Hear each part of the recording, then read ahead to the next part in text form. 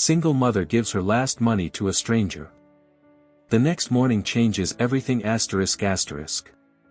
A wealthy businessman stood frozen outside his office building, staring at a woman sitting on a cold bench across the street.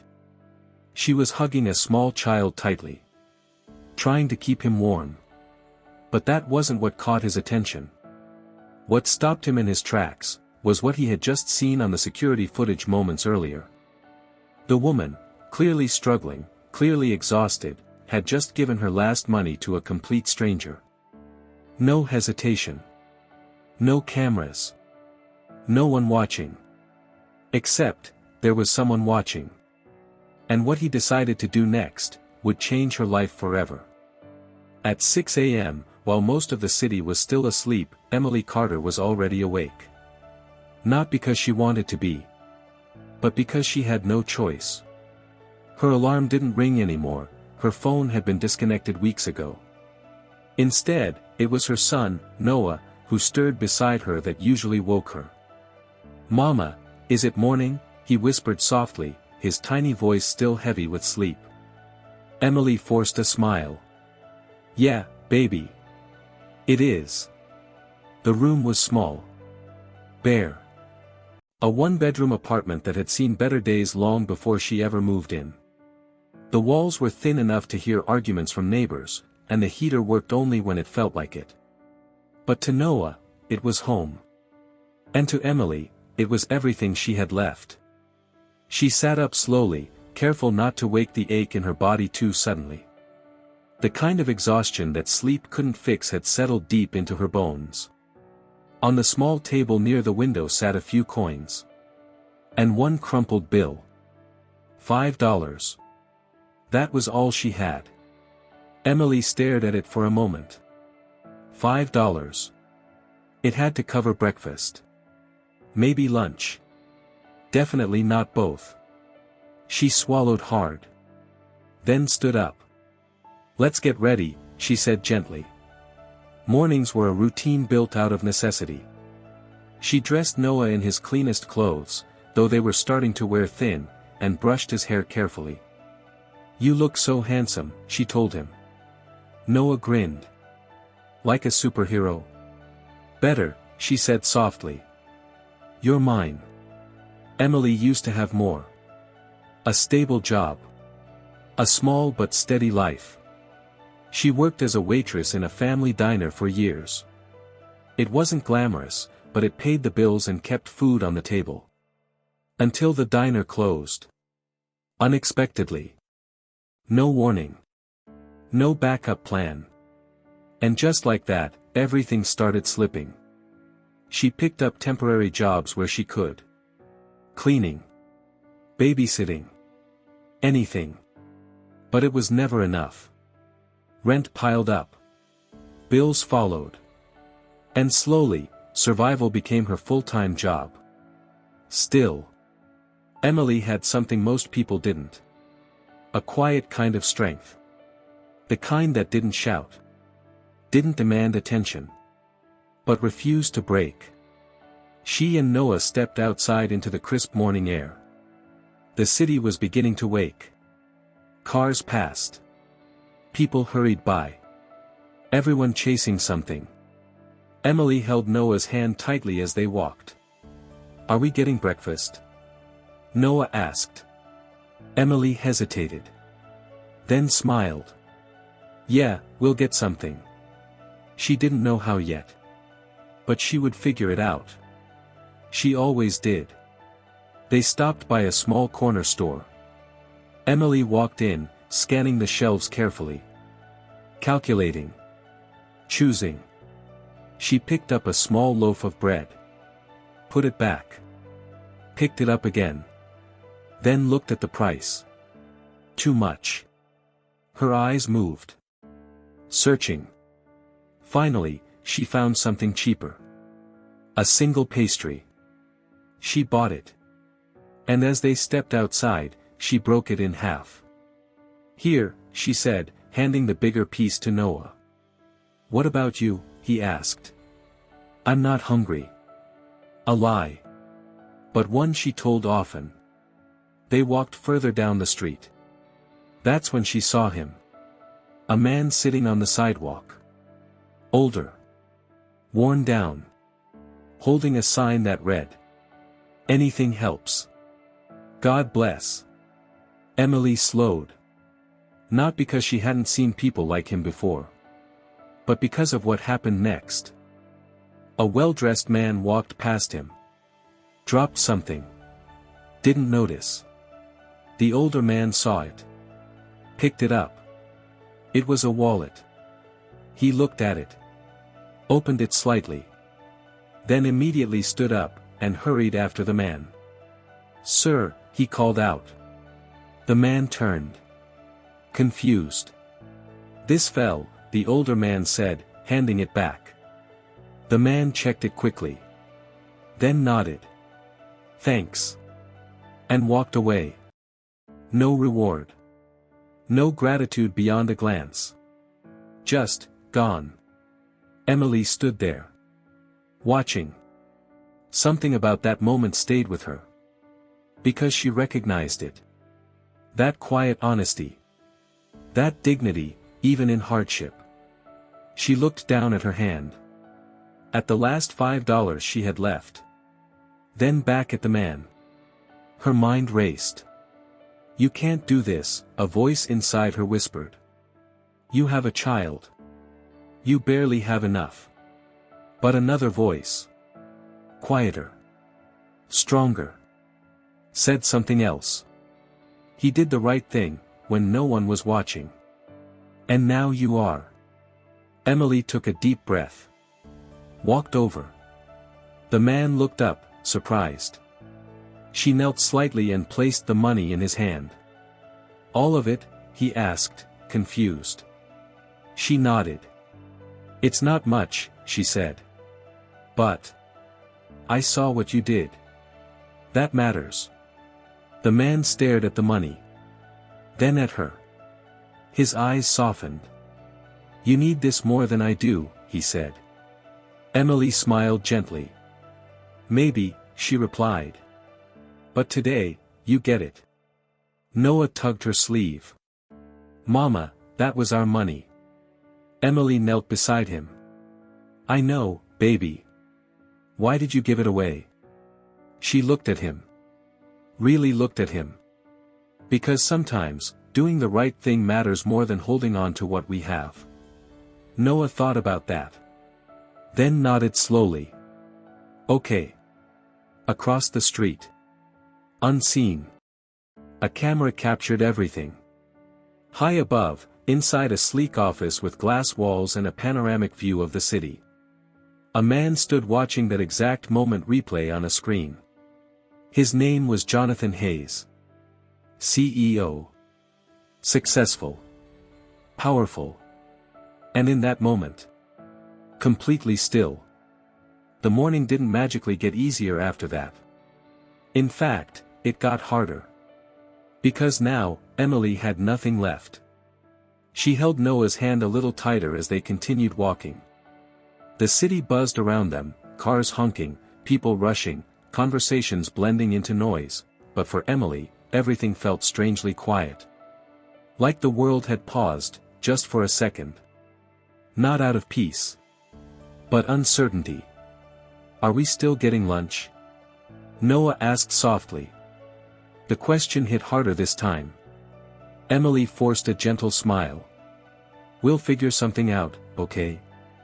Noah nodded. He trusted her. Completely. And somehow, that made it both easier and harder at the same time. They reached the bus stop. Emily checked her pocket again. Empty. No coins. No backup. Nothing. She exhaled slowly and sat down on the bench, pulling Noah close beside her. "Let's rest for a bit," she said. Noah leaned against her. Within minutes, his small body relaxed. Children had a way of finding peace, even when there wasn't much around. Emily, on the other hand, couldn't stop thinking. What now? Across the street, the same man she had given money to was still there. But now, he wasn't sitting. He was watching her. Not in a strange way. Not in a threatening way. Just, observing. Carefully. Like he was trying to understand something. After a few minutes, he stood up and walked toward her. Emily noticed immediately. Her body tensed slightly. Instinct. Protection. She shifted Noah closer. "Can I help you?" she asked cautiously. The man stopped a few feet away. Up close, he looked older than she first thought. Lines on his face that told stories of years life hadn't been gentle. "I think I should be asking you that," he said. Emily frowned slightly. "What do you mean?" He held up the $5 bill she had given him. "You gave me everything you had, didn't you?" Emily hesitated. Then shrugged lightly. "It wasn't much. That's not what I asked." There was no accusation in his voice. Just, clarity. Emily sighed. "Yes," she admitted. "It was everything." The man nodded slowly. Then did something unexpected. He held the money back out to her. "I can't take this." Emily blinked. "You can." "No," he said firmly. "Not like that." She shook her head. "I gave it to you. And I'm giving it back," he replied. There was a pause. A quiet standoff. Then he added. "But not because I don't need it, because you do." Emily stared at him. For a moment, neither of them moved. Then she said softly. "You returned that wallet, even though no one would have known if you didn't." The man looked down slightly. "That's different." "Is it?" she asked. He didn't answer immediately. Because deep down, he knew it wasn't. Noah looked up between them. "Mama, is he okay?" Emily smiled gently. "He's okay, baby." The man crouched slightly, meeting Noah's eye level. "What's your name, kid?" "Noah." He nodded. "That's a strong name." Noah smiled shyly. The man stood back up and looked at Emily again. "My name's Walter," he said. "Emily." There was a shift in the air now. Not strangers anymore. Something more human. Walter glanced around, then reached into his worn jacket pocket. He pulled out something small. A folded piece of paper. "I don't have much," he said. "But I know a place." Emily raised an eyebrow. "What kind of place?" "A soup kitchen. A few blocks from here. They don't ask questions, and they feed anyone who walks in." Emily hesitated. Pride flickered for just a second. Then reality pushed it aside. "Okay," she said quietly. Walter nodded. "I'll walk you there." The three of them moved through the streets together. An unlikely trio. A struggling mother. Her child. And a man the world had overlooked. As they walked, Walter spoke. "Not much. But enough. I wasn't always like this," he said. Emily glanced at him. "Most people aren't." He chuckled softly. "Yeah. I guess that's true." They reached the soup kitchen. A modest building. Nothing fancy. But warm. Inviting. The kind of place that didn't judge. Inside, the smell of food filled the air. Real food. Hot food. Emily felt something tighten in her chest. Relief. Noah's eyes lit up. "Food," he whispered excitedly. Emily smiled. "Yeah, baby." A volunteer greeted them warmly. "Welcome. Come on in. No questions. No forms. Just kindness." As they sat down, plates were placed in front of them. Simple meals. But to Emily, it felt like a feast. Noah didn't wait. He started eating immediately, happiness written all over his face. Emily took a bite. And for the first time that day, she exhaled. She looked up at Walter. "Thank you." Walter shook his head. "You don't owe me thanks." "I do," she said. "You didn't have to help us." He gave a small smile. "Neither did you." They sat in silence for a moment. Then Walter said something that caught her off guard. "You know, most people would have walked past me." Emily nodded. "Most people walk past a lot of things." Walter looked at her carefully. "Why didn't you?"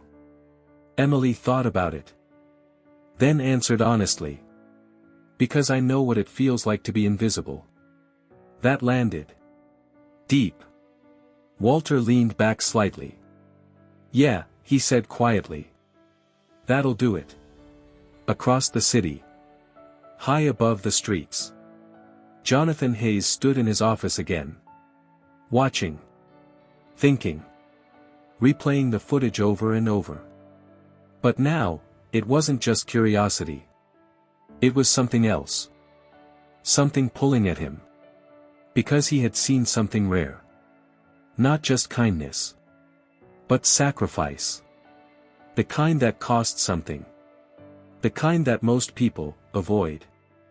Back at the soup kitchen, Emily wiped Noah's mouth gently as he finished eating. "Thank you," she told the volunteers again. Then she turned to Walter. "I don't know how to repay you." Walter shook his head. "You already did." She smiled. "Still. I mean it." Walter thought for a moment. Then said. "Just, don't stop being who you are. The world needs more of that." As they stepped back outside, the sun had risen higher. The day felt different now. Still uncertain. Still fragile. But, lighter. Walter started to walk away. Then paused. Turned back. "Emily." "Yeah." He hesitated. Then said. "Things have a way of coming back around. Don't lose that." Emily smiled softly. "I won't." She didn't know it yet. But he was right. Because somewhere, decisions were already being made. Plans were forming. And by the next morning, everything would change. The next morning didn't feel like the beginning of a miracle. It felt like every other morning Emily had faced for months. Uncertain. Heavy. Unforgiving. She woke up before Noah again. Same room. Same silence. Same weight sitting on her chest before her feet even touched the floor. For a moment, she just sat there, staring at the wall. Because yesterday's choice, the $5, the soup kitchen, meeting Walter, it had given her something she hadn't felt in a while. Hope. But hope didn't pay rent. Hope didn't put food on the table. And reality had a way of showing up early. "Mama?" Noah's voice pulled her back.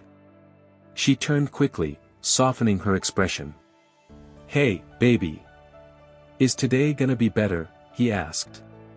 The question was simple. But it cut deep. Emily smiled gently. "Yeah," she said. "I think it will." This time, she wasn't completely guessing. They got ready the same way. Routine. Care. Love wrapped in small actions. But today, Emily moved with a little more intention. Because something Walter said kept echoing in her mind. Asterisk, things have a way of coming back around. Asterisk. She decided to try again. Another job search. Another chance. Another door.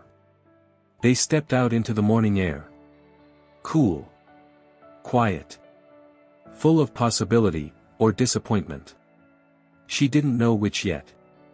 As they walked past the same street corner, Emily slowed down. Walter wasn't there. She looked around briefly. Nothing. Just the empty space where he had been sitting the day before. Something about that made her pause. Like a chapter had already closed. Are we going back to the food place? Noah asked. Not today, Emily said. Today, we try something different. He nodded. Trusting her again. Always trusting her. They reached a row of small businesses. Emily took a deep breath. Then walked into the first one. A cafe. Warm lighting. The smell of coffee. A "Help Wanted" sign taped to the window. Her heart lifted slightly. She approached the counter. Hi, she said. I saw your sign. Are you hiring? The woman behind the counter looked at her, then at Noah, then back at her. There was a pause. Too long. I'm sorry, the woman said. We're looking for someone with recent experience. Emily nodded. Okay. Thank you. She turned and walked out. Second place.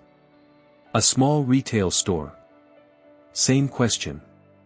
Same look. Same outcome. No positions available right now. Third place. A diner.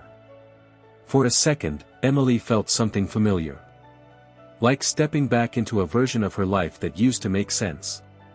She walked in. Spoke to the manager. Explained her experience. The man listened. Then sighed. I wish I could help, but we're fully staffed. By the fourth rejection, something inside her started to crack. Not loudly. Not dramatically. Just, quietly. Outside, Noah looked up at her.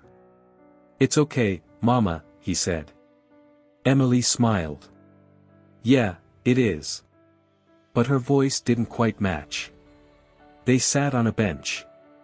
Same kind of bench as yesterday. Different street. Same struggle. I'm sorry, she whispered. Noah frowned. For what? For not having everything figured out. He looked confused. But you do, he said. Emily blinked. I do. Yeah, Noah nodded. You always figure it out. That almost broke her. Because children believe things so completely. And she didn't want to be the reason that belief ever faded. Across the street. A black car pulled up. Sleek. Expensive. Out of place in that part of town. The driver stepped out.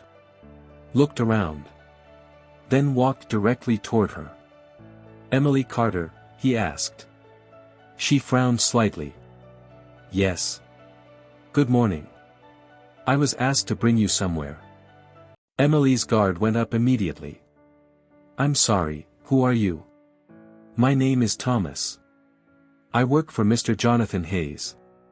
The name meant nothing to her. I think you have the wrong person. Thomas shook his head. No, ma'am. I don't. He reached into his jacket and pulled out a tablet. Tapped the screen. Then turned it toward her. Emily leaned in slightly. And froze. It was her. Yesterday. On camera. Giving Walter the $5. Every moment. Captured. Her heart started racing. I don't understand. Thomas spoke calmly. Mr. Hayes saw what you did. He'd like to meet you. Emily pulled back slightly. Why? Thomas answered simply. Because what you did, is not something people forget. Emily hesitated. Every instinct told her to be cautious. Careful. This didn't make sense. But something else, something deeper, told her this mattered. She looked at Noah. He looked back at her. Curious. Hopeful. Will we be okay? He asked. Emily took a breath. Then nodded. Yeah, we will.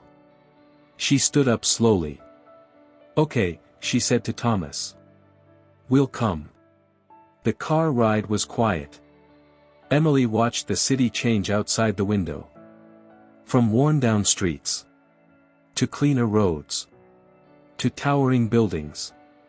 The kind of places she used to pass by without ever imagining stepping inside. They pulled up in front of a massive glass building. Modern. Imposing. A different world entirely. As Emily stepped out, she felt it immediately. The shift. The weight of being somewhere she didn't belong. People walked past in suits. Confident. Certain. Everything she wasn't feeling in that moment. Thomas guided them inside. The lobby was spotless. Polished floors. Soft lighting. Everything precise. Controlled. Perfect. Emily held Noah's hand tighter. "It's okay," she whispered. More to herself than to him. They entered an elevator. It rose smoothly. Floor after floor. Each second building tension. Finally, the doors opened. They were led down a quiet hallway. And stopped in front of a large office door. Thomas turned to her. "He's expecting you." Emily took a breath. Placed her hand on the door. And stepped inside. Jonathan Hayes stood by the window. Looking out over the city. The same city she had been struggling to survive in. He turned slowly. His eyes met hers. Then shifted briefly to Noah. Then back to her. For a moment. No one spoke. Then he said. "You gave away your last $5, didn't you?" Emily swallowed. "Yes." He nodded slowly. Like he already knew. Like he had seen it 100 times. "Why?" he asked. Same question. Again. But this time. Everything depended on the answer. Emily stood there, her hand still loosely wrapped around Noah's, her heart beating louder than the silence in the room. Jonathan Hayes didn't look like the kind of man who asked questions twice. So when he asked why, she knew this answer mattered. She took a breath. Not rushed. Not rehearsed. Just, honest. "Because I saw someone do the right thing, when no one was watching," she said quietly. "And I didn't think it was fair for that to go unnoticed." Jonathan's expression didn't change immediately. But something in his eyes shifted. "Even if it meant you'd have nothing left?" he asked. Emily nodded. "I already know what it feels like to have nothing," she said. "But I didn't want my son to grow up thinking that's an excuse to stop being kind." The room fell still. Noah squeezed her hand. And Jonathan slowly exhaled. He walked back toward his desk. Pressed a button. The screen behind him lit up. The footage played again. Emily watched herself on screen. That moment. That decision. Now, bigger than she ever intended it to be. Jonathan turned back to her. "Do you know how many people walked past that man before you?" he asked. Emily shook her head. "A lot," he said. "Dozens. Maybe more." He paused. But only one person stopped. Emily shifted slightly. "I didn't think anyone saw." Jonathan gave a faint smile. "That's exactly the point." He walked closer now. Not intimidating. But intentional. "You weren't performing," he said. "You weren't expecting anything in return. You just acted." Emily didn't respond. Because there was nothing to add. Jonathan glanced at Noah. "And you," he said gently, crouching slightly to meet his eye level, "you saw all of it, didn't you?" Noah nodded. "Yes, sir." "What did you think?" Noah looked at his mom. Then back at Jonathan. "I think, my mom is a good person." That did it.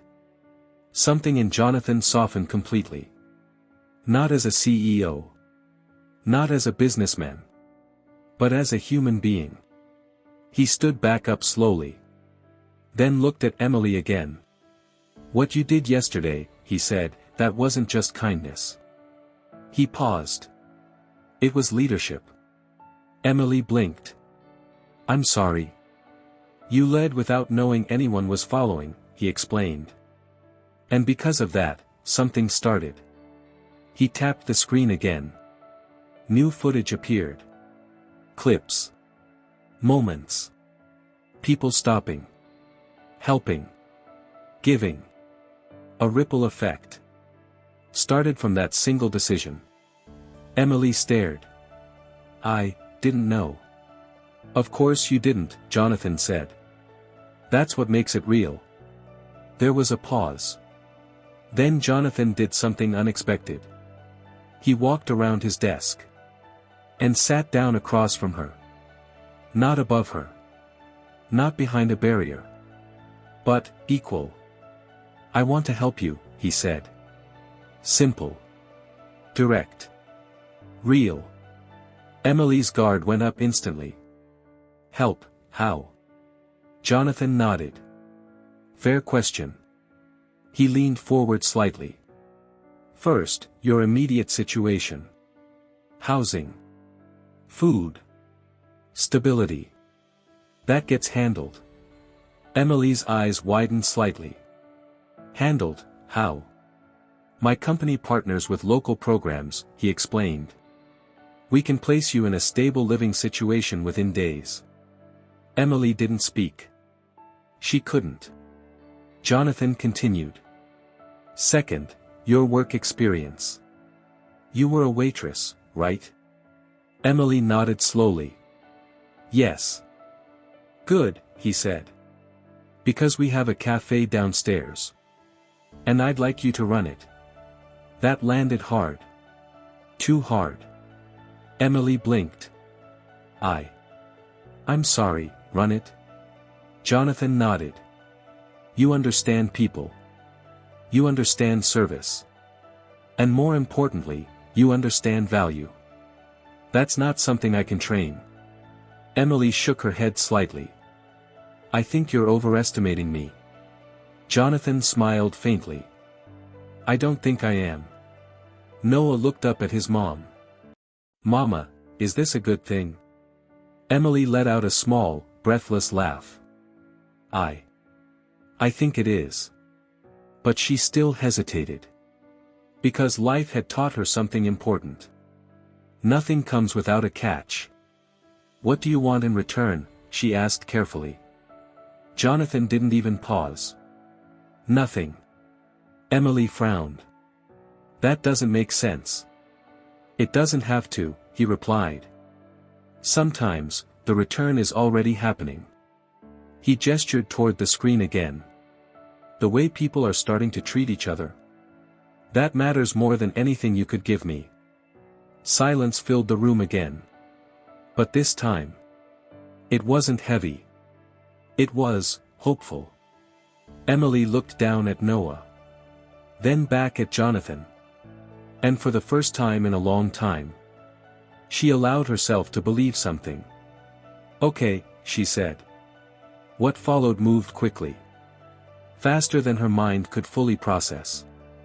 Within days, Emily and Noah were moved into a clean, safe apartment. 2 bedrooms. Warm. Quiet. A place where Noah could sleep without hearing the world falling apart through thin walls. The first night, Noah ran from room to room. "This is ours?" he asked, wide-eyed. Emily smiled, tears threatening to fall. "Yes, baby. This is ours." At the cafe, Emily started small. Learning. Observing. Adjusting. But it didn't take long before something became clear. Jonathan had been right. She didn't just work there. She transformed it. Customers felt it. The warmth. The attention. The genuine care. She remembered names. Listened to stories. Treated every person like they mattered. Because to her, they did. And slowly, the cafe became more than just a business. It became a place. A space where people felt seen. But the most powerful moment came weeks later. Emily was behind the counter when she saw someone walk in. Slowly. Hesitantly. Walter. He looked different. Cleaner. Stronger. But still, the same man. Emily stepped out from behind the counter immediately. Walter. He smiled. Hey, Emily. Noah ran forward. It's you. Walter laughed. Yeah, kid. It's me. Emily looked at him, eyes filled with emotion.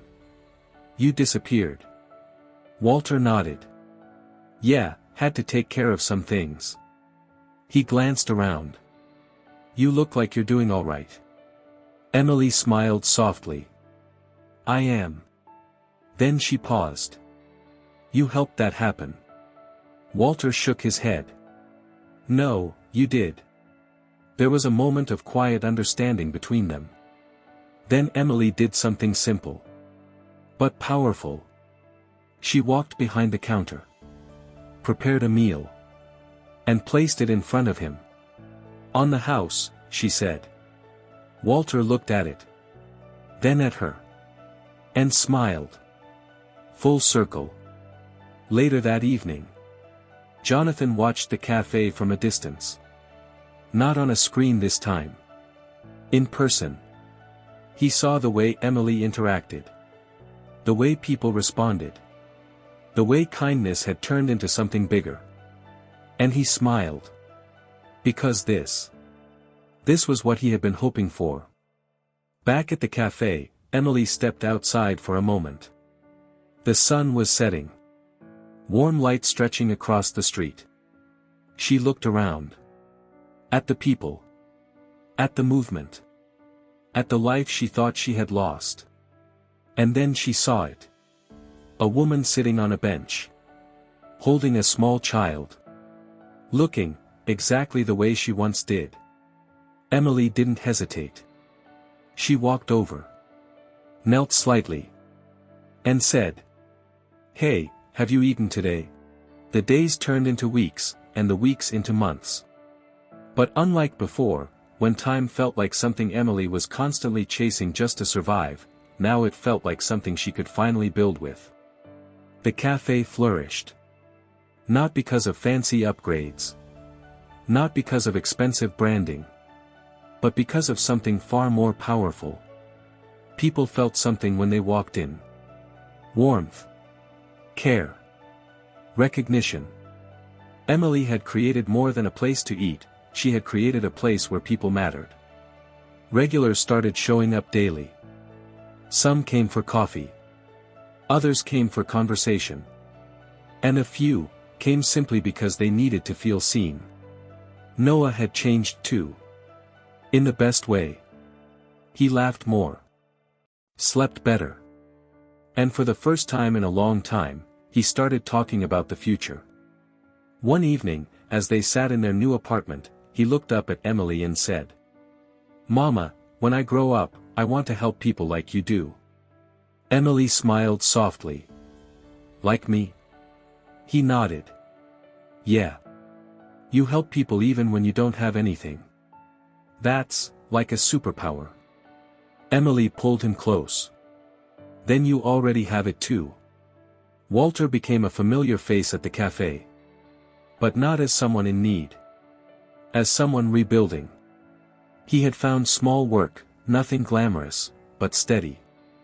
And more importantly, he had found his footing again. Sometimes he helped around the cafe. Fixing things.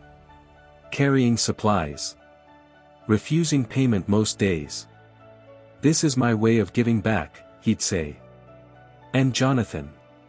He didn't fade into the background. If anything, he leaned in even more.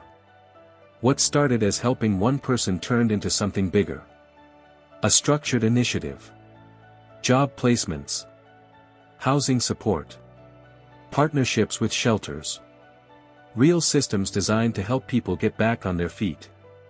But he kept one thing consistent. He never took credit for where it started. Because he knew the truth. It began with a woman. And $5. One afternoon, months later, a small event was held outside the cafe. Nothing extravagant. Just people. Community. Stories. Jonathan stood beside Emily, looking out at the crowd. "You changed more than your own life, you know," he said. Emily shook her head slightly. "I just made one decision." He smiled. "Exactly." Later that day, a young woman approached Emily. Nervous. Hopeful. "Hi. I heard you might be hiring." Emily smiled. "Tell me about yourself." As the woman spoke, Emily listened the same way she always had. Fully. Without judgment. Because she remembered what it felt like to be on the other side of that question. Across the street, on a bench, another moment was unfolding. A man sat there. Tired. Worn. Holding a small sign. A passerby slowed down. Hesitated. Then stopped. A conversation began. And just like that, the cycle continued. Emily stood at the cafe entrance, watching it happen. A quiet smile on her face. Because now she understood something she hadn't fully seen before. Kindness doesn't end. It multiplies. Stories like this remind us that extraordinary kindness exists all around us. Not in grand gestures, but in small choices. Moments where we decide to care, even when it's inconvenient. Even when it costs us something. Because the truth is, you never really know what someone is going through. Or how close they are to giving up. But one act, one moment, one decision, can change everything. If this story touched your heart, please like this video. It helps more people discover these inspiring stories. Subscribe for more tales of human kindness that will restore your faith in humanity. And most importantly, look around you. Someone near you might need help more than you realize. A kind word. A small gesture. A moment of your time. So here's the question. What act of kindness will you perform this week? Let me know in the comments below. Thank you for watching. And remember, you have the power to change someone's entire world.